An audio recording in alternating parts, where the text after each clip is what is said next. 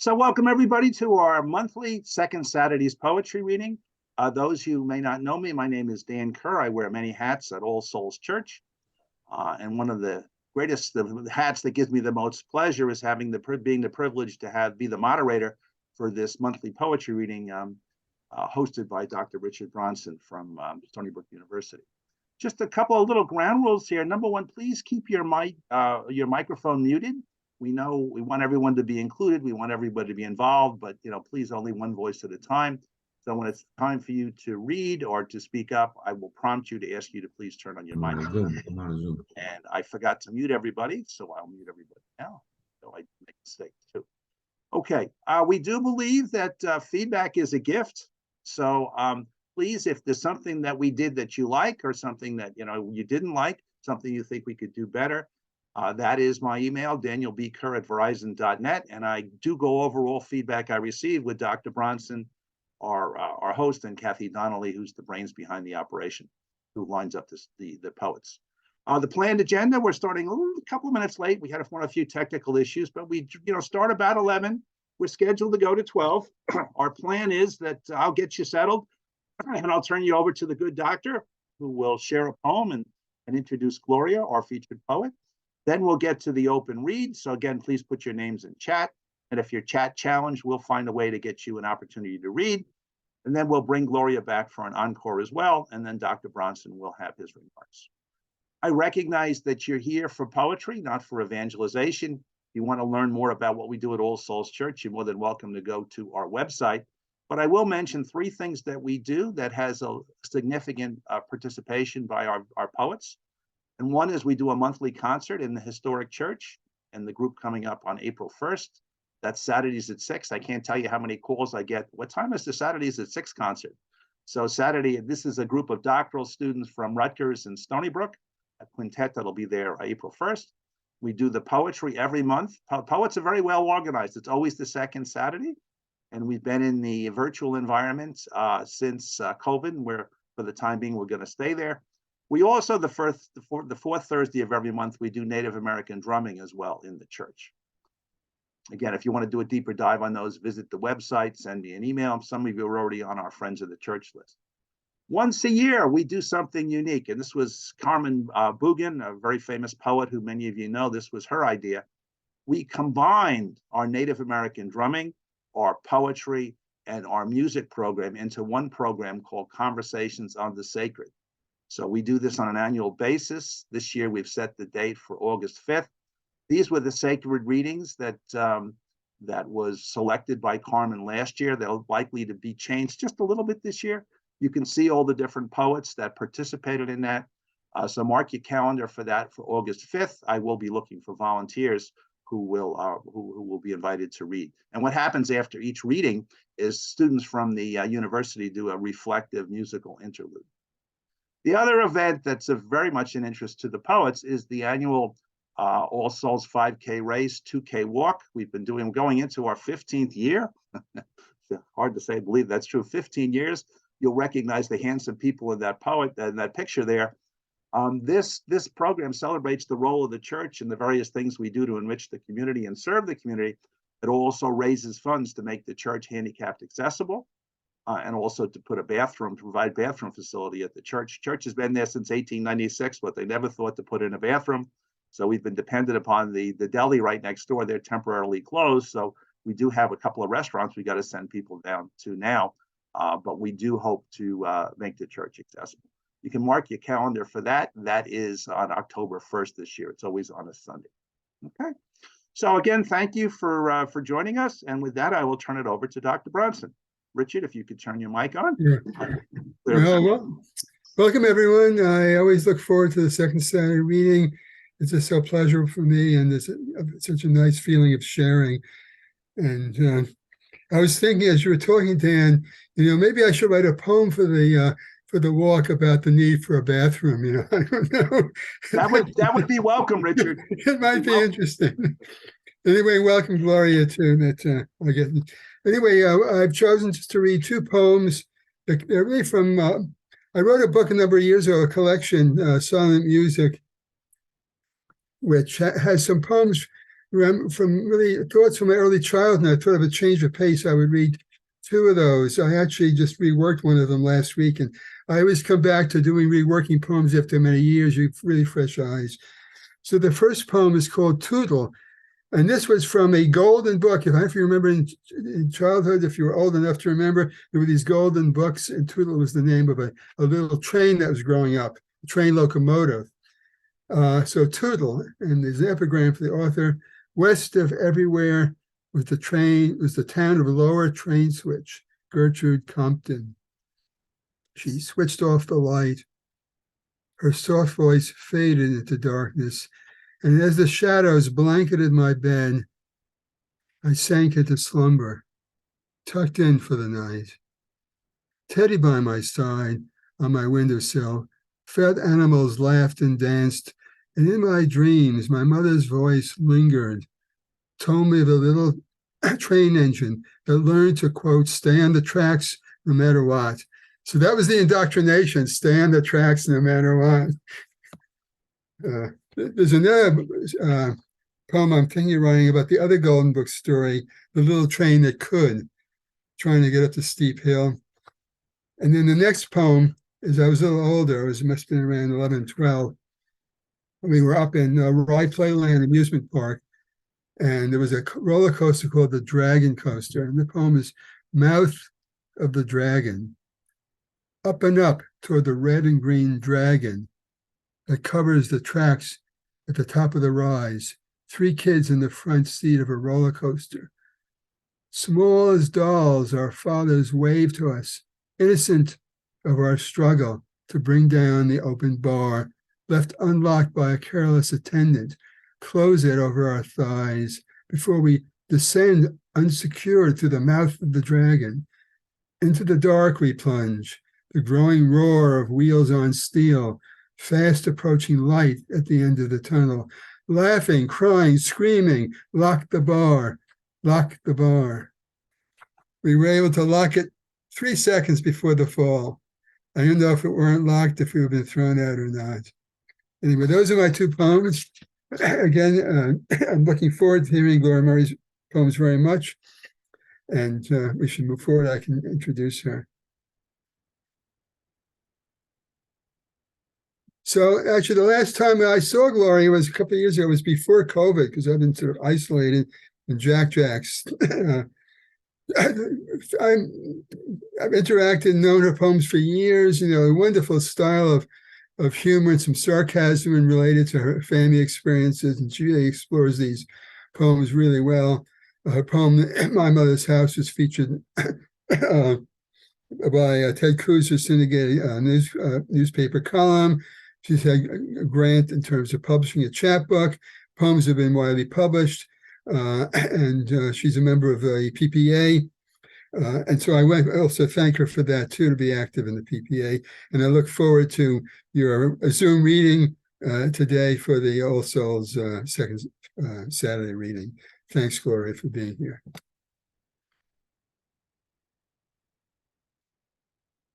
Gloria, just turn on your mic and you come off mute and the floor will be yours. There you are. You have landed. Hello, everyone. I appreciate your having me on, and everybody who's listening. I appreciate that too. I guess you know about me, so I'll start with poetry and not go any further with anything else. I'm reading from some of my books. This book is called My Blizzard Man Is Gone, and it was written for a very dear friend who is no longer here. And some of you probably will identify with some of these poems. He was a jazz musician, and the first poem in the book, should I hold the book up? So it doesn't matter. All right, this is the book. My Lizard Man Is Gone. I don't know if you can see it. We can see it. Always feel free to hold up any book you want. Oh, okay. And this is called Jazz Man, and his name was Irv. It's for Irv. See his fingers tickle the ivories like over the body of a woman, slow and easy, into those jazzy, ain't misbehaving blues. See the way his head sways, feet pumping the pedals, lips sucking that honeysuckle rose, as rapture wraps her long silky legs about his waist and rides him all the way. And then I wrote this after he was gone, because he always came when there was a blizzard. I hated to be alone, and he would come. My blizzard man is gone. No longer will he come, snow-covered hat, boots he forgot to wear, leaving his feet chilled in sneakers and knee-high snow. There will no longer be that persistent banging at my door, cursing to let him in before he freezes. Nor will he slip into floppy slippers or sit upon the couch in black hoodie, wrapped like a mummy in a furry Afghan, still not warm enough. No longer will my arms stretch around his big belly, my legs rest across his lap as he snores through the movie, wakes and asks what he's missed. No longer will his fingers tickle the ivories or his raspy voice sing out in jazzy, down and dirty blues. No longer will he complain the food is too cold, the coffee not strong enough, everything needs more spice. My blizzard man is gone. 84 was all the breath he had. I will sit at the window, watch snow mounting on the lawn, and where his old gray Toyota once sat, a driveway covered in drifts. And he was a veteran and got his meal on Veterans Day, so I wrote a little poem about that. Veterans Day. In your black VA cap with gold and red embroidered letters, we went to Applebee's, where they gave the old guys a free meal, though you still had to pay for a drink and a dessert. It really wasn't worth it, considering I didn't get a freebie, but I went anyway, because you were so proud, glowing in the knowledge you had served your country, and they in turn were serving you. Okay, I'll move. Well, I'll read one more pertaining to Irv, and then I'll move on to something else. I hope this doesn't offend anybody. In Good Samaritan Hospital, where the body of Christ hangs on almost every available space of wall, I visit my friend Irving, who was lying in the room where the temperature must be close to 95, and is wearing a sweater and hospital socks, where his lungs are being drained of fluid after heart surgery. And as Jews go, complains with a sour face from the moment I walk in about how they won't let him have any salt. But when he smiles, which is not often, a neglected dimple appears in his cheek. I brought his bathrobe, some corn muffins, 2 pairs of underwear, and the wrong batteries for his hearing aid. There are no hooks or hangers, so I ask where to hang the bathrobe as he shrugs, stirring the spoon in the tomato soup and making an awful face. Terrible, terrible, needs more salt. Then my eye catches the cross with the Jesus head, his crown a perfect hook. So I take the robe and hang it. Watch my friend's eyes nearly pop out of his bald bowling ball head as he cries out, "Are you crazy? They'll kick us out." And I answer, "Well, that's one way for you to get the hell out of here." Thank you. As a non-Jew, let me just say that was very funny, Gloria. Thank you. I didn't want to offend anybody. Okay. See where I'm going now. I wrote a poem for Barbara Hoffman. I don't know how many of you remember Barbara Hoffman. She was a wonderful poet. And after she died, I wrote this. Gone. I find your poem in the Italian anthology, the one about cooking eggplant for some foxy man after your divorce. Because after all, it was Sunday, and that's what you always did when you lived with the kids.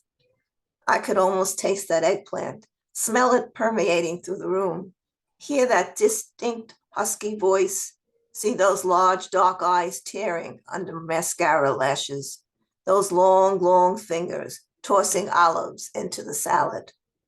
Yet it was your death, stuck like an olive pit in my throat, that no matter how hard I swallowed, still would not go down. So let's see. I'm sorry, I didn't prepare. I usually don't. I just pick. Okay. I'll finish with this book and move on. This kind of relates to my childhood, which was, as you know, if you've heard my poems, not so wonderful. Legacy. Daddy feared the weather, hurricanes, tidal waves, quakes that shook the earth. Mother feared the long stretch of day, a child's sudden fall, the neighbors' gossip, supermarket crowds. Daddy stood 6 feet tall, his arms thin as writhing snakes, face like chiseled stone, eyes icy blue. Mother's marshmallow arms wrapped themselves around my throat, her dark eyes like a startled bird's, her heart a hummingbird's beat. I came out fearing everything. Hey, this was published in a magazine. It's called The Boarder. The boarder lived in a room down the hall of my grandparents' 5th floor walk-up in East New York in the early 50s. He paid a meager amount, but it helped put good kosher food on the table every Sabbath.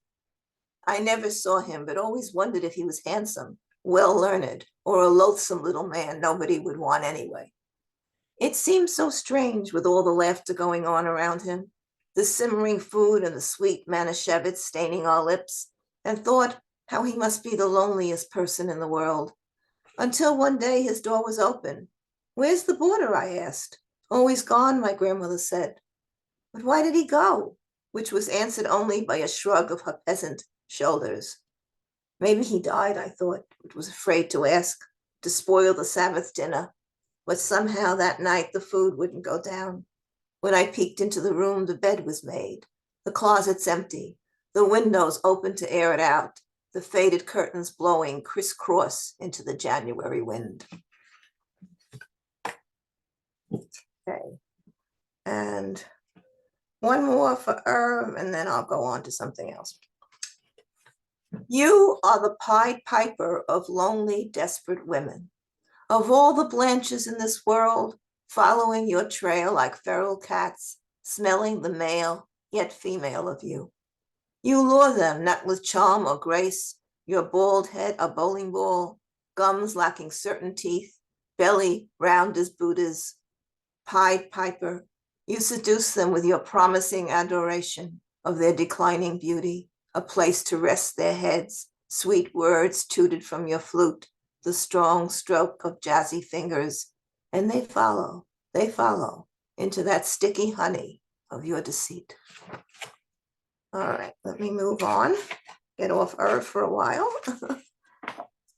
And sorry for not being totally prepared.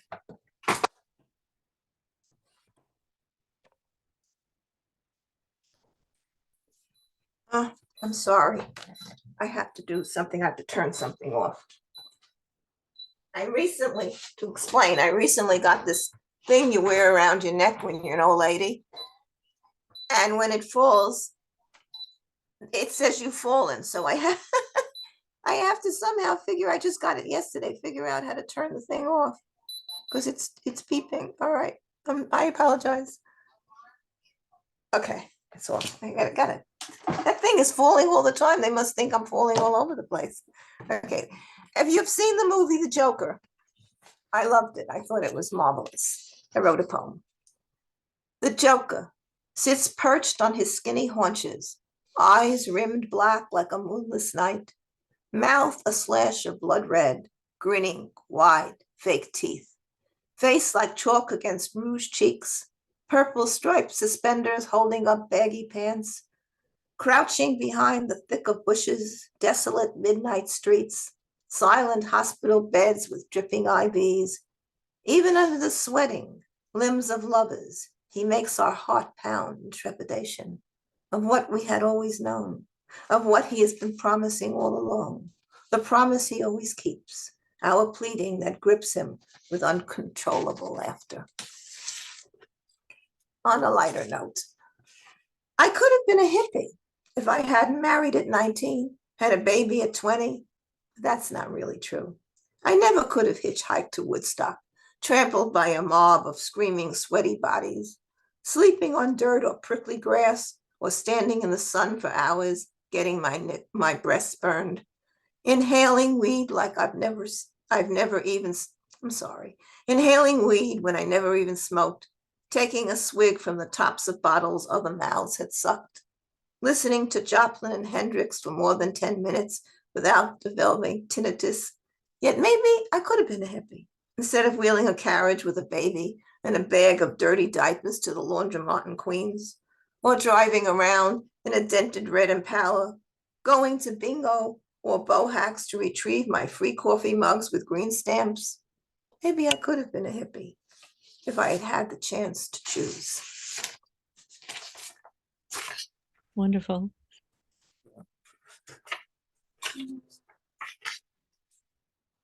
Just wrote, this is a new one, so try it out on you guys. They say, one friend says, walk with Jesus. The other, he'll show you the way. My son says, after we die, we'll float like angels, have no need of bodies. My daughter, who embraces Buddha, tells me to breathe, breathe in, then out. My sister echoes, everything happens for a reason. Jehovah tells us we will live on by our deeds on earth. Scientists say we were created by atoms. We'll blast back into the cosmos again. My therapist says, let's talk about it. Okay. Moving along.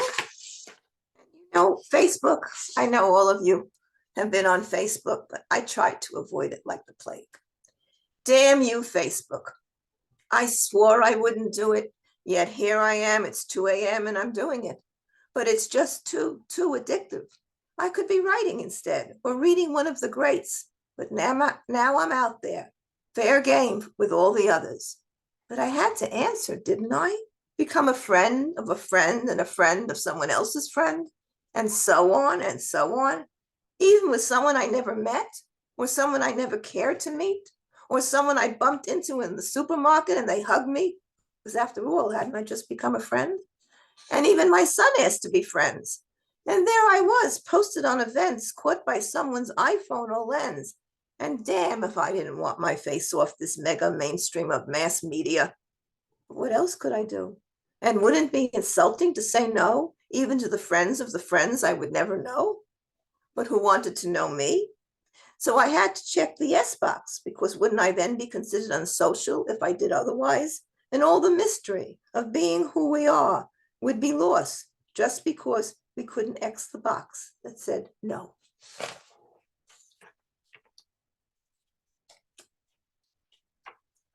All right, go into, I think you like the humor better. Go into some of the humor, I don't know. Well, after I got divorced, I wrote some poems. I wrote this one. After your death, the ghost of you sits in your seat at the dinner table, burns holes in the tablecloth with your cigarette, still refuses to put the plates in the dishwasher, leaves the towel on the bathroom floor. Clever ghost, mimicking you so well, even watching over my shoulder to see how I'm spending what you believe is still your money.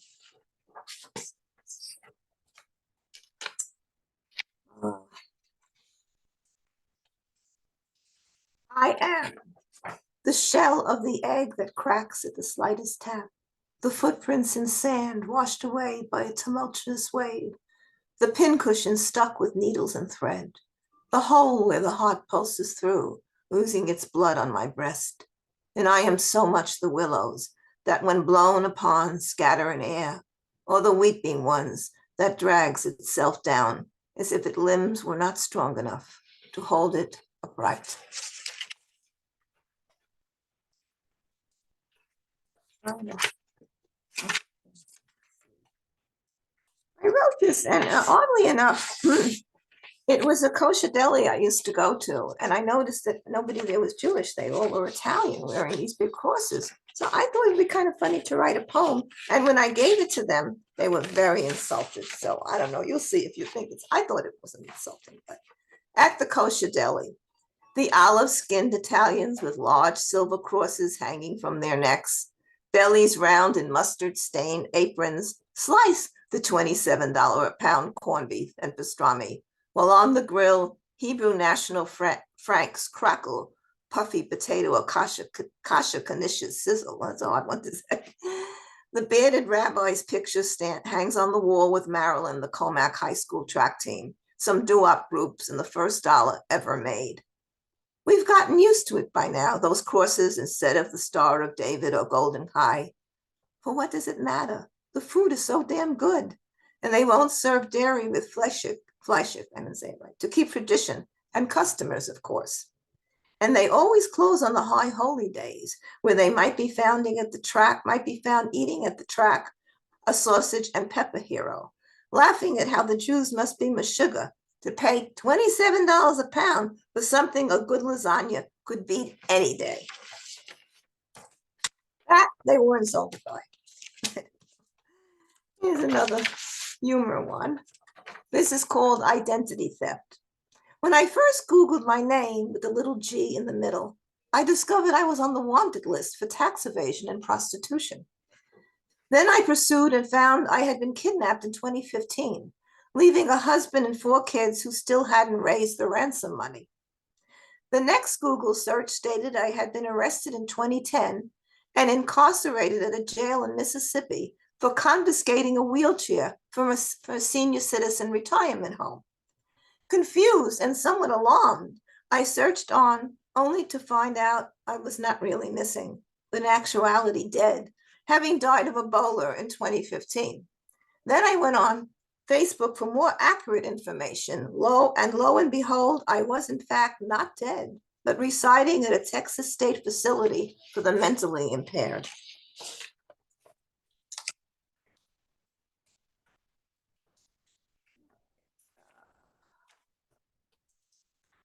Serious again. When our lips stopped saying I love you, our bodies spoke of it. When I wished you dead, you echoed those words. When I wanted to strike the smirk from your face, my fingers reached out to stroke the soft of your cheek. When my heart raced in rage, it was in unison with yours. After the lovemaking, when separation was the word we dared not say, the breath of it nestled between the curve of my breasts.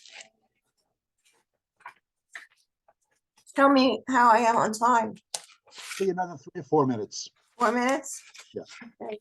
I saw a woman in a library who was praying, and this impressed me. Woman in prayer. In the library, an Islamic woman is praying. She has taken off her shoes, her bare feet blessing the rug. Up and down, she bows her covered head, her dark lips moving in silence. I try not to stare, but cannot take my eyes from the rapture of this woman, from the way there is no doubt Allah is her God, and for which she would give all her beauty, her time on this earth, while I cling only to what I see and touch, embracing the doubt wrapping itself like a prayer shawl around my shoulders.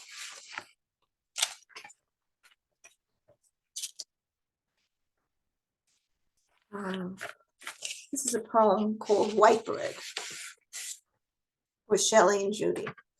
White bread, we used to call them, the ones who weren't in therapy or on meds, the ones who didn't want to die when a guy left them, the ones who never complained about pain with their periods or nipples that ached, who didn't drink until they were high, who never uttered a curse stronger than hell, who thought they'd go there if they did, who never got caught smoking or making out in a convertible with a dude in leather jacket and gold cross dangling around his neck. White bread, we used to call them. We Canarsie girls who grew up on rye and pumpernickel, never with ham, but chopped liver and kosher salami, and mothers who thought screaming was the way everyone talked. Time for one more, Gloria. Okay, one more. All right, I'll end with something not too funny, but just kind of nice. Infancy. Once we lay in powdered baby skin, cradled in a basket of love, while the hum of lullabies gave us dreamless sleep. May they who brought us to this place of joy and sorrow, of breath and death, always feed us good food, good love, good sense, grant us safe dwellings. For we who have no voice, only cries through puckered lips that suck the sacred milk of mothers, curl tiny fingers around theirs, will never know such peace, such safety, such sweet comfort again, for only is it possible in the not knowing. Thank you. That was fabulous, Gloria. It's amazing how I'm just looking over my little scribbles here that you shared 20 poems, and each one of Really? them, yep, each Wow. one of them was very moving in their own way. The jazz man sensually playing his instrument as if he's making love to a woman. The guy who showed up at the blizzards and the free meal of the veterans, and the hanging the bathrobe on the cross. I always say, as a Christian, I always say Jesus has a sense of humor. I'm sure it didn't bother him.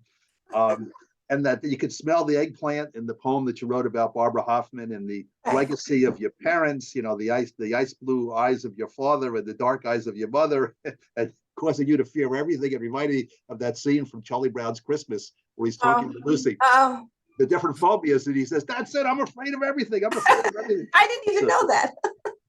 I Yeah, stole from Charlie Brown. Oh my yeah. God. The Charlie Brown Christmas special. He goes to Lucy. She's the psychiatrist. And Oh yeah, and I remember it. He had a sign. She had a Yeah. sign.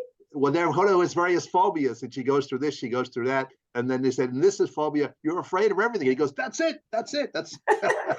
So Very cute. just beautiful. The bald guy, and the Buddha, what life could have been when you were a hippie. I had a masquerade party for my 50th birthday, and my brother, the general, showed up dressed as a hippie. Yeah, I went to a Halloween party as a hippie once. Yeah. Your relationship with Facebook, very timely. The kosher deli, and my God, married to an Italian with lots of Jewish friends. And my boss being a Jewish, my ultimate boss, that was just beautiful. I can't see why they were offended by it, but They were truly offended. And the beautiful image of the woman shrouded in prayer, and it's contrast to your only faith journey. And the Canarsie girls, eating there. They were thinking that everybody else. So just a wonderful, wonderful journey, and we look forward to bringing you back. I thank you very much. Thank you. Okay, so we're going to now move into the open read, and several of you have not only told me you wanted to read, you told me several times you want to read, so we'll be mindful of that. And let's assure everyone, even if you didn't get your name in chat and you want to read, we will give you an opportunity to read. So there are some guidelines here from Moses himself here. So if you want to read, please try your best to put your name in chat. And if you can't get it in chat, we'll come back to you at the end. Please, only one poem, no more than 5 minutes. Keep your microphone muted. Please wait to be called upon.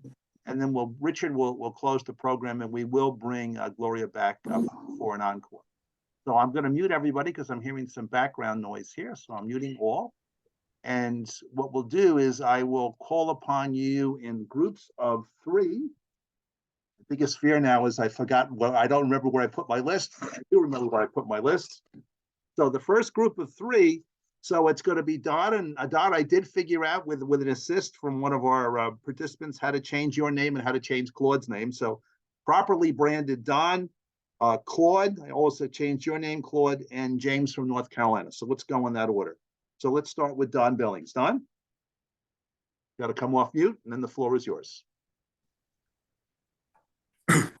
Okay, my son used to live in Russia. He lived there 8 years. And I went over to visit him a couple of times. And there's a series of poems that I wrote in Russia. I was going to read one today. But just an aside about my son, he's a person non grata in Russia. If he goes there, he could be arrested and put in prison. The college he worked for was declared an organization that was detrimental to the state. It was an American college, teaching the Russians. And anyway, this is Night Train to Moscow. We roll on through the countryside, past wooden houses, dachas. The pines reach upward in the darkness, while a birch forest reflects the moonlight. We sway and gently rumble on toward Moscow in the elegant Grand Express. In the moving darkness, I see old buildings, trains, tall stacks idle in the night. From my bed, I hear the change in sound as we cross a bridge or we're going through a station. A freight train passes going north with its own sound, heavy rush, swift in the darkness. Morning's dim light brings new sights, a Red dirt road curves in the pine forest. A white mist rises from the lake like slow smoke from an unseen fire. We move through larger towns, big industries, power lines.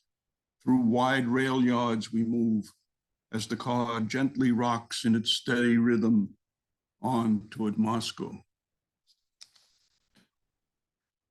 Very moving, Don. Reminds me of Joseph Conrad Under Western Eyes. He talks about the darkness of Russia. Yeah, just a little aside about that train ride. The Russians, used to claim that everybody was equal. But my son insisted that we take the most elegant category, and the train has 3 categories. There's the really elegant one. We had wine and food in our special car with sleeping accommodations. My wife was with me. And the other people was much less fancy conditions. I took that once, and it was like 4 people to the room with sleeping berths, and you never knew who was in with you too. Yeah. Thanks for sharing that. I'm reminded of Dr. Zhivago and the transition he had to make when he got back to his house. So, okay. So now we're over to Claude. Nice to have our featured reader back as a reader. Claude, featured reader last week is back. Last month is back with us. Claude, over to you. Hi, everybody. My father was named Irving, by the way. So, Gloria. And 2 words that stuck in my head in your writing were you said bingo and bohack. That puts it in time. And the white bread poem was great. All right, so I wrote a book of Trump poems. So I'm going to read you one. If you're worried about him coming back, you should be, because on Bill Maher, he reported that Trump's 40 points ahead of everybody right now, including DeSantis. And Andrew Jackson was president in 1830. He signed the Indian Removal Act, which took 5 civilized tribes and made them move to west of the Mississippi and lost all their land. That went on for many years. But 1830, the act was signed by Andrew Jackson, who Donald Trump loves. Lauding President Andrew Jackson, Trump is. You were angry about the Civil War with your slaves and your treatment of Native Americans. The Trail of Tears after your Indian Removal Act killed thousands of forced evacuees marching at the end of bayonets from Georgia and Alabama across the Mississippi River, while whites stole their land. Our 7th president, lauded by our 45th, who admires strong men and dictators, though ill-informed about historic details, complimenting Kim Jong-un as a smart cookie. Duterte of the Philippines, who wants to kill 100,000 criminals without trials, has killed 8,000 so far via roving death squads. Trump commending his popularity. Also admiring dictator Vladimir Putin, hanging a portrait of Andrew Jackson in the Oval Office of the White House, claiming Jackson said, "There's no reason for this," in reference to our Civil War, which began in 1861, while Jackson died in 1845.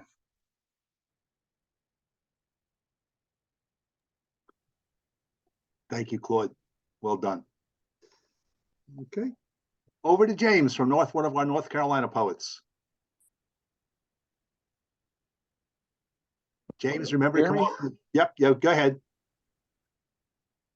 James, you got to turn your mic on. Just turn it on and leave it on. There you go. Don't touch anything. You're on. Go ahead, James. Can you hear me? Yes, I can. Don't press any more buttons. Go ahead. Okay, this is Horn Women Haiku. Women in lobby at hotel in Abu Dhabi. Some knees are knobby. This is where Women's World Conference is. Joe Biden is in Africa. I've declared a truce. No longer women abuse. Like lightning, a fuse. Received all of our praise. They did leave us in a daze. Women became the craze. They need an excuse. Let all of the women loose, or into women who's booze. And last but not least, got women in the lead. About the news we'll read. Just who we do need. And Russian myopic, uncanny, catastrophic, terrible topic. Amen. Thank you, James. Well done. Okay, next group is Elisa, and again, apologize for any mispronunciations. Elisa, Mike, and Marguerite Wall. So Elisa, over to you. Lisa, you got to turn on your mic. Lisa M. There you go. Okay, this is Tammy Morgan, Tammy Newsom Morgan. I told you my daughter's name kept popping up. Right. So, hey, how you all doing? Hi, Rich. Hey. Oh my God, Hey. I'm looking at all these faces. Yeah, so I Welcome, apologize for that. Tammy. Huh? Welcome. Thank you, Kathy. Yeah, so I've been my daughter for the past hour. I love it. We all know you. No Okay, worries. cool. Thank you. So I have a poem. It's entitled Nirvana, and I have a little note underneath saying, "Not a suicide note." What if I were to just let go? Free fall, fingers liberated from holding on, air whizzing past me, arms and legs flailing like a rag doll in a churning washer. What if would I splinter like too dry timber, splatter like rain on dry pavement? Or would I be received by Mother Earth like a long-awaited love letter, daily searched for in the mail? What if I just released all concern, all desire? Would I become one with the Buddha? Would my world diminish in size along with my dread? I mean, what if I just laid back, like on a swing in full glide? Would that flipping of my stomach return? Or would I float, weightless on air's currents? Would some angel's wings catch my form, stop my descent? Would I be placed high on some mountaintop? Would I be content, not walk the path down to the valley, realize almost all of it was not worth the sweat I poured? Would one coat, one book, one cup, one bowl be perfect? Would bare feet, bare soul be the new forms of accomplishment? What would happen if I just unfurled my palms, closed my eyes, and let the wind sing to me? What if I just disowned the day to day? Would you traverse the trail up to share tea with me? I would offer you the cup. Thank you. Thank you, Tammy. And we have now officially changed your name as well. So thanks for the new skill. Okay. Another one of our North Carolina poets, Mike Daly, please. Good morning, everyone. Morning, Mike. I've just been putting together a collection of 7 decades of love poems I've written. A little bit about lost and found, ups and downs. So I picked out one I thought I'd read to you. This was based on a dream I had. I woke up in the morning and all I remembered was there was this guy, might have been me, might not have been, and he was kissed by a girl and he needed to explain it. It's called She Kissed Me. She kissed me. She kissed me. A married man from out of the blue, surprise, she kissed me. She kissed me. Did she fantasize what might have been, what should have been when she kissed me? She kissed me. I wonder, for one brief moment, I wondered why, how. Wow, she kissed me. I think of her every now and then. I think of her, and when we kissed, no, when she kissed me, she kissed me. Thank you. I just need to find a publisher for all these. Thanks, Mike. Well done. Okay. Marguerite, over to you. Thank you. The other night I was at Tammy's reading and she read a poem about a wrong phone number, and that prompted this new poem of mine. Wrong number. The red flashing light on my old answering machine blinked. I had a message for Barbie doll. An older man's voice said, the stranger's request for a callback, how he misses her with no callback number. Sounding older than my dad, I wonder, is she blonde, having a toy figure body? Does she drive a pink Corvette, own a spacious camper, or a 3-story house with an elevator like my cousin's dolls had? The wrong caller travels me back to the 80s, where I dreamed as a kid I had Barbie's hair, her bust figure, and cotton candy colored lifestyle. My Barbie had short hair, with a twin sister with long, because I loved the Parent Trap. Wished I had a twin somewhere in the world I could meet at camp to switch places with. I had a more Haley Mills resemblance than Barbie. My Barbies had friends and lived in a small house with their anatomically incorrect Ken. Somehow they had kids, a dog, worked jobs, and didn't drive. Now my answering machine announces to my senior edition of Wrong Caller Ken, lets him know his lady of plastic isn't here. This reminder, Barbie dolls just don't live here anymore. Thanks, Margaret. Well done. Okay. Next group of 3 is JR and Dan Kerr, and then Joan. So JR, over to you. Super. Thank you. Thank you, Gloria. That was wonderful. I love your variety. Too super. And the lasagna poem. Oh my gosh. I'll be thinking of that a lot. So I'm celebrating Dog Speak. 24 poems written in a 24-hour poetry marathon in the voice of dogs, supporting North Shore Animal League. Who knew? Fort Washington, right here, they're the world's largest no-kill shelter. And so I'm going to ask Gloria to pick a number. I'm going to play poetry roulette. Pick a number from 1 to 24, and that's what I'm going to read. Except I'm trying to read your lips to see what number. Okay, 7. Okay, that's what I'll read. Super. Okay. Nothing better. Bacon, bacon, bacon. We love bacon. Bacon treats, bacon kibble, bacon gravy on bacon potatoes, bacon in, on, with everything. Bacon. You humans are odd. Bacon raw, but never crisp. Bacon crisp, but never raw. Bacon strips warmed over, but we don't care. It's bacon. Bacon in the middle of 2 slices of bacon on a bacon bread sandwich with a drizzle of bacon on top. Homemade bacon cookies. Hint, hint, wink, wink. Bacon. We love bacon better than anything. Bacon shoes, bacon bones, bacon toys, bacon sticks, bacon. Nothing better than bacon. Bacon. Bacon. Oh, chicken. Chicken wings, chicken skin sizzling, chicken treats, chicken kibble, chicken with chicken gravy. Nothing better than chicken. Oh, wait. Beef. Thank you. Well done, JR. Dog Speak. And Tammy, if Robert Savino were with us this morning, he would have reminded us that number 7 was Mickey Mantle's number. So this poem is actually dedicated to Judy. And the reason for that is will become obvious as I read it. This was published recently selected for publication in the 2023 Suffolk County Poetry Review.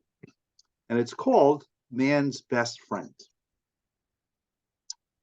Man's best friend. Here it goes. It is often said dog is man's best friend. Huggy Bear was half Springer Spaniel and half Hungarian Puli, and she hated me with both hearts. My first wife had Huggy Bear since she was a puppy, before I invaded her world, and I pursued her in courtship. Huggy Bear did her very best to drive me away. Take a romantic walk, Huggy Bear would choke on the leash and flee. Go to the beach in Southampton, Huggy Bear would be sure to shake water and sand on me and the blanket. Get a new color TV, Huggy would chew the electrical cord off at the very top where the cord entered the TV. Get a new white rug, Huggy Bear would crap on it. Despite Huggy's determined efforts, I persevered through this reign of terror. We married in April, but my nemesis continued to wage war. Prepare to get your security deposit back on the apartment? Huggy would chew up the walls the day before we moved. Visit a relative's home. Huggy would announce her visit by peeing on the rug in the living room. Greet a nephew with a new blue communion suit. Huggy would knock him over and tear the knees of his new trousers. 6 months to the day we were married, I received the fateful call from my first wife while at work. Come home now, I will kill the dog. Believing no one should be executed without a trial, I left immediately. When I entered our home, I saw Huggy huddled in terror in a corner, and the anger and hate in my young wife's face. The 3 white leather wedding albums with gold trim that had arrived the day before, one for us, one for my parents, one for her parents, were chewed beyond recognition. Fans of The Grinch That Stole Christmas will remember when the Grinch's heart grew 3 sizes that day. World War II history buffs will remember when Churchill allied with Stalin to fight the Nazis. As I surveyed the carnage and fear, Huggy and I looked deeply into one another's eyes. At that point, all was forgiven, the war was over, and man was dog's best friend and only. Okay, so now we're over to Joan. Joan? There we go. Hi. I wish I could come more often. This is such a great group. But today I'm going to read a poem from my new book, which is hard to see because I have blur on my thing. It's called Feathers on Stone. It's just out from Main Street Rag.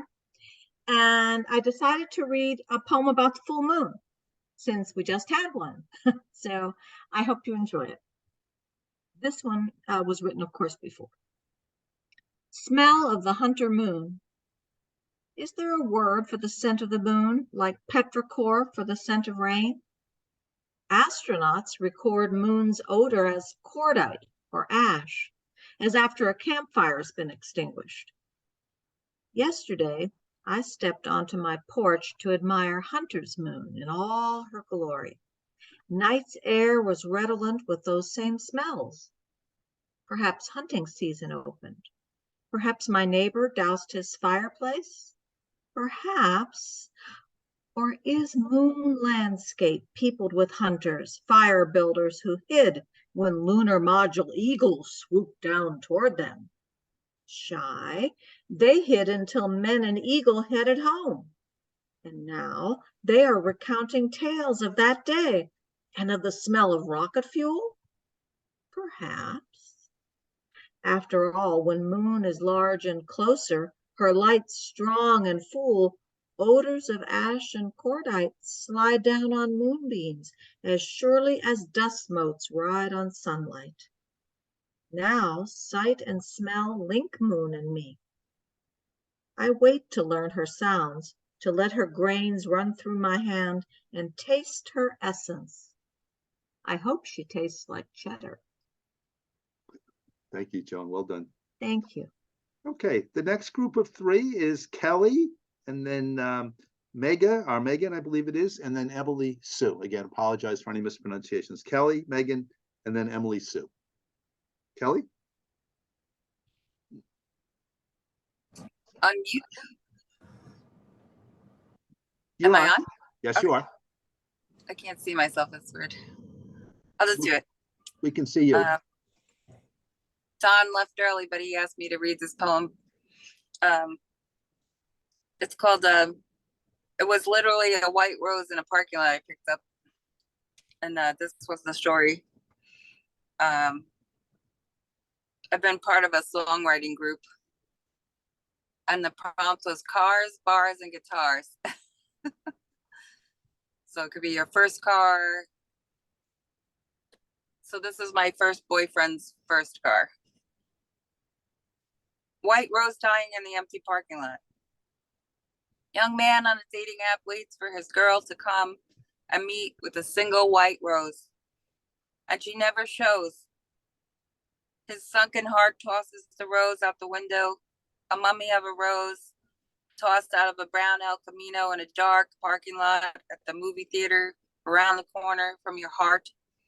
And in the moonlight, ripe for romance and tragedy, a Romeo and Juliet of the here and now and the never begun. And the local bar calls with its whiskey and roses, lying in the parking lot, and all lovers resting, weary and long from slinging hash and mutual funds and healing and dying all around. Your intensity gone astray. Test pilots in the moonlight, and the dying rose makes a cameo appearance as shadows fall with the light rain. And the movie still plays, popcorn and beds get made, and the leftovers should be tossed to the birds, but it goes in the trash, and the garbage man takes it away, and the reels are gone, and the film is gone, and the way things were handmade are coming back.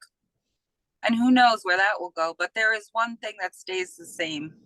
Hearts get broken and mended, and life goes on and on and on, and somewhere the seeds of a new beginning are sown from the final death of your innocence, and will ripen for new beginnings from all the endings, and you will sing your broken heart song until the ends of time.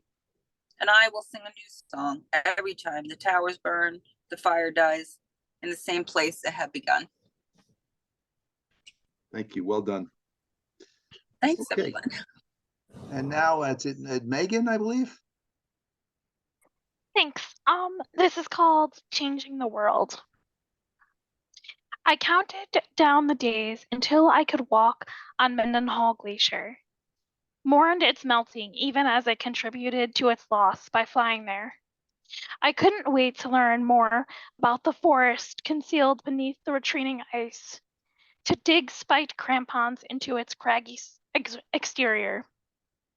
Fog prevented the helicopter from taking off, so I was left to explore the ice in my mind, to dream of its quiet opening a valley in my center, expanding my breaths, to dream of the waves of cold echoing off its surface, renewing me, to dream of being a snowflake, just one in a layer, melted then compacted, that forms an ice river, moving over time, changing the world. But maybe I don't need to become glacial ice. People are glaciers, moving through our lives without us realizing. The daily greeting from a neighbor, the grip of a child's hand, crystals of kindness, carving our landscape. Moments, flakes upon flakes, piling up to the present. Chiseling our stories, glaciers like memories, vital to existence. I will do my part and preserve them with words and love. Thanks. Beautiful, Megan. Thank you so much. Thank you. Okay, and Emily Sue. Hi, everyone. This has been wonderful sharing such a variety of work. I'm going to read one called Marking Time. Crowded New York subway. Two people stand to offer us seats. You and I exchange a glance, express thanks, sit. I guess we're old, I whisper, wondering if I should dye my nearly all gray hair. That would be a first. Most days I walk 3 or 4 miles at a good clip. And last week I shoveled the snowy driveway. Just as I finished, a man with a snowblower drove up. You did it yourself? I shrugged, wishing he'd come sooner. A neighbor couple walks daily, but not together. The old man shuffles along at a glacial pace in shoes that may well be his bedroom slippers. He sits on the curb at the corner to rest. I wave, he waves. On hot summer days, I ask if he's okay. He smiles, nods. He doesn't speak English. The woman, less frail, walks slowly, deliberately, eyes cast downward. She's a walking meditation. I always wave, but she doesn't see me, until one day she nearly bumps into me. Startled, I look up from texting in the middle of the road. I laugh. She laughs. We exchange banter neither of us understands. She moves toward the old man. I pocket my phone, wave, and pick up my pace. Well done, Emily. Thank you. Okay, the next group of three is Shu, followed by Paula, followed by Virginia from Shelter Island. So Shu, over to you. Hi everyone. So interesting and so many good poems. So my one is titled Winter and Summer. Winter, gently carving the dirty world with pure white snow. All seems perfect. Summer, ruthlessly tears away all the concealment, exposing the scenes under the sun, ugly and hopeless. Thunder roars in anger, the flood wants to swallow the world, establishing a new one. Thank you. Thank you. Very, very well done, Shu. Okay, Paula. Hey, my apologies, everyone. I don't know why my video isn't starting. I logged off and logged back on again, but this is just my voice today. We can hear you loud and clear, so you're fine. Great, thank you. So this is at Cedar Mere, William Cullen Bryant's home. Elves live here. Magical elves live here. They swim in the mere with minnows and hide in the hatch. In the early morning fog, translucent huldra sway around logs with feet dangling off the ground, practicing an ancient Nordic ritual. Just a glance at the dance and their dear witchery of song will have you gone, gone, gone for hours. You'll be in a spell, coaxed by fairies to dwell in the cup of a red leaf at dawn, and beg to stay until monarchs visit. It's pure poetry, this countryside, where pine barren Mary hides, and charcoal burns, and water churns for paper and glass milling. Smitten, I will stay until the sun sets. Sure, the pixies will have regrets, but they are necessant to the fact that I am already betrothed to this Cedar Mere, because I and poetry are already one.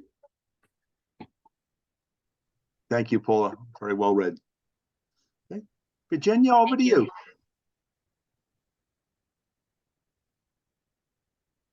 Virginia, we're all set for you. Just got to turn the mic Okay, on. I think I have it now. You have it. Thank you, Dan. I want to say, Gloria, I loved all the portraits of Irv. I knew Irv, great guy, amazing. He could play anything you mentioned. And I also want to thank Richard for taking us back to childhood. And Megan, I think it was Megan who did the wonderful glacier and ice poems, and Joan on the moon. Okay, now I'm done with that. A short poem, if I can find it. Yep, here we go. End of February. The dreary end of February always disappoints, revealing in a hazy lens the nakedness of all. The woods filled with fallen branches, trees angled aslant. The fallen leaves have compacted and debris is everywhere, all rotten. The heart awaits spring, but the air is snow-scented, and even the rain that descends annoys because it is not the snow that should have fallen. This is limbo land, with wraiths of green desires condemned to abstain from joy. Thank you, Virginia. Well done. Okay, Carol. Carol, the only leader, our other leader I had on the list with Carol. So if anyone else wants to read, please put your name in chat. We'll go over to Carol. Carol? Carol Finkel? Yes, there you are. Oh, yep. Okay, good. Let me just get it up and I will read it. And let me thank JR because I never even knew about the existence of this group. And I thank her so much for giving me the link. Okay, the child is my grandson. His vocabulary and curiosity are well beyond his 11 years. The child loves to learn. His recall of lessons taught in class often makes me feel challenged. The child loves to create. His drawings and cards for different occasions thrill me. The child loves to play violin. His private lessons put him well beyond what the school offers. The child has charisma. His playing for my almost 103-year-old mother-in-law had begun to draw a crowd in the assisted living. The child has compassion. His agreement to move to the activity room made it possible for many more of the residents to enjoy his music. The child has endurance.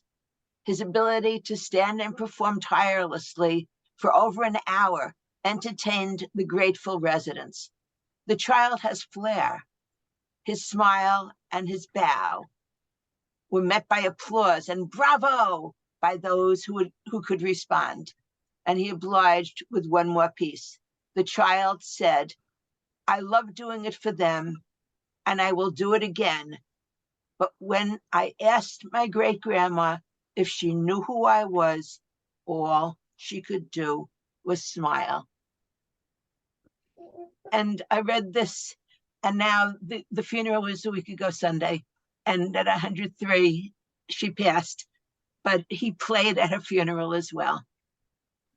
That was beautiful, Carol. Thank you for sharing that with us. The children shall lead. Okay, Victoria T, I see that you'd like to read. So Victoria, and Kathy, you'd be up next if you want to read. So Victoria, over to you. Okay, hi. Gloria, thank you so much. I haven't seen you in a very long time, and it's wonderful to see you and to hear you. Thank you for all your poems. I have a book, Glimpse, that's going to be released at the end of March, beginning of April. This is my drawing here on the front on Kelsey Books. I'm very happy about it. I'm going to read the poem, the title poem from the book. It's called Glimpse. You are lying on the side of the road with silent eyes, having wandered away from the arms of the world, of the wild. I am uncertain how to name you, little child of nature. Thick, coarse fur, the wrong color for a fox, not dog, not beaver, not weasel. Do names really matter now that you are empty of your prancing and hunting, your joy of field and tree root and stream? The day is warming, the wind is gently lifting your limp tail, as if a wandering spirit has slipped inside you in search of purity. What ceremony shall there be for your silent body so close to the spires of the fragrant cathedral? What sacrament for a sinless creature in no need of forgiveness? The crows know best how to sing the hymns. The flies will dance and pray with folded wings, prepare you for the cleansing rain. In mutual silence, let us share this momentary clarity, this starlight blinking between the whispering leaves, this glimpse of something calm and true, this acceptance that one day we will meet again, move from simplicity to simplicity as one. Thank you, Victoria. Okay, Kathy, and then also I remember Marvin said at the beginning he wanted to read. So Kathy, if you'd like to read. Yeah, thank you. Gloria, it's unusual to have every single poem engaging, and every one of yours was. They just grabbed me. My favorite, I think, might be the hippie one, because I was too young. My girlfriend and I were trying to get keys to a car to drive up there, and we couldn't, so we didn't go. And when I look at the film and I see all the excitement, my heart broke for many years, until one day I looked at it more scrupulously and saw what was going on behind the scenes and thought, we would have died up there. And thank you for coming, and so proud to have you here. Virginia, my poem is a little bit like yours. This one's called March in New York. The days grow longer now. I breathe easy, knowing the dark gray days of cold snows are exhausted in January, diminished in February, nearly gone altogether in March, but only nearly. My red cast iron pot filled to the brim with hot peppermint tea boils over on the stovetop, reminding me never to expect anything to be easy, predictable, compliant. When it is, I'll be surprised. Tomorrow I'll expect a December-like storm, blustering winds, finger-numbing cold. Rejoice if I can find pink and purple crocuses in the sleeping grass. Thank you, Kathy. Beautiful. Okay. Of course, March is not so bad anymore. Well, the sun is coming out. Okay. Yeah. Marvin, I'm sorry you had to wait so long. I know that you spoke up right at the outset. I'm sorry you had to wait to the end. Marvin? Okay, the poem is titled Just the Two of Us. I never saw him throw a ball until that day in the alleyway.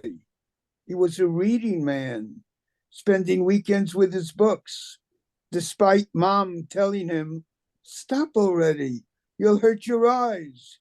Perhaps that day she reminded him he had a son and should do what fathers do, play with him a little. So there he was, to my surprise. "Throw the ball, son," he said. And when I did, he made a motion with a hand. But Dad only caught the air, and the ball rolled to the street. When he threw it back to me, it skidded on the ground. He couldn't reach me on a fly. This man who would hold me high above his shoulders for a piggy ride couldn't really throw a ball as well as Mom, whose only sport was gardening. And when I threw it once again, he closed his hand too soon, and the ball hit him in the chest. He didn't seem to mind. He still could ease the Chevy into any space, and he knew the Big Dipper from the small.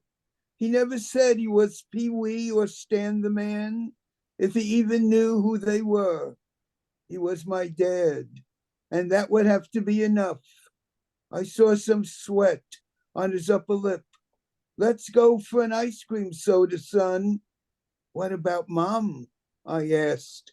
He looked toward the house. "No, just the two of us." In my pocket, the Spalding bulged as just the two of us went down the street to Charlie's Sweets. Beautiful, Marvin.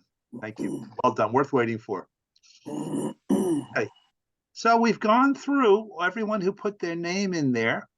So if there's anyone else, you can just wave, or Kathy or Richard, if you can see that I missed anybody. Going once, going twice. Okay, went through it 3 times. Okay. Unfortunately, Bruce left us.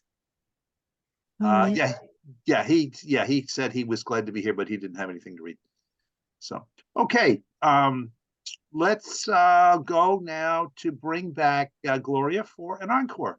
Gloria, just got to put your mic on. Oh, I had to unmute. I wanted to, something happened with my computer in the last 4 readers. I wanted to make some comments, including you, Kathy, and I couldn't because it just bumped me off. So I was afraid to take a chance to do that, but they were wonderful poems. And Kathy, thank you for always giving me good support. And your last poem, Marvin, was wonderful, the two of us.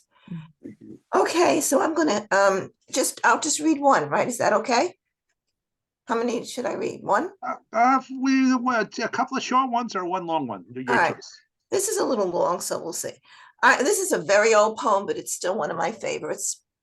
It's called Lady of Space. You might have heard it. I don't know. For Krista McAuliffe. You remember her? There was the first lady in space, I think. Yep. I who cannot leave the bathroom door completely closed, or sit in the middle of a row, or enter a check cashing cubicle, or board a plane without Valium, want to know, how did you do it? Way up there in God's country, with 5 men, a box of tampons, and nothing between you and death but endless space. While back home you left your babies, your rose garden, and a husband who'd wait forever. Krista, if only you had known how you would be smashed like a Grecian vase into 1,000,000 pieces, how you would be lost forever in a nebulae of clouds.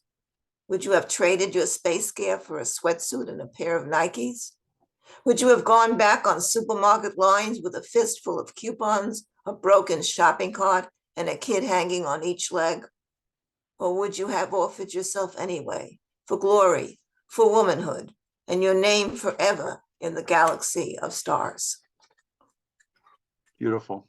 So I was looking for one poem I wanted to end with, but I can't find it. So can I just announce something? Sure, and then Yeah. we'll go ahead. I just finished this book. Can you see it? I don't know how to put it up there. It's a novella, the first thing I've ever written, that's of this length. It's called Calamity, we can see it, yes. Calamity Jane. And it is for sale. And the other poetry books, this was my last one, Is That Me and Other Absurdities. And I did draw the cover. So if anybody's interested in anything, should I give my email? You could just, How do you usually do it?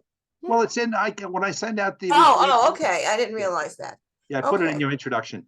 All right, I think we're sort of finished. I'm trying to see if I have something really small. I guess we've gone over time anyway. Okay.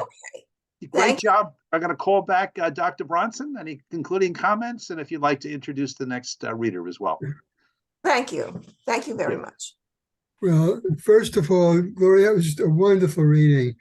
And I'm just echoing other people's thoughts as well. But I was so impressed with your emotional range, from really deep sorrow to this raging humor. It was just terrific. And again, thanks. I'm really happy to see you here. And I'll have to look for your books now. So I'm very interested in seeing what the range is in your new book that's not poetry. So we have a really strong reader next time as well. I mean, Kathy's wonderful and inviting people. Greg Alexander is a retired psychologist, poet, lives in Stony Brook and has been a poet since childhood. His mother was a poet, and I'm sure we're going to enjoy his reading the next second Saturday and look forward to that very much.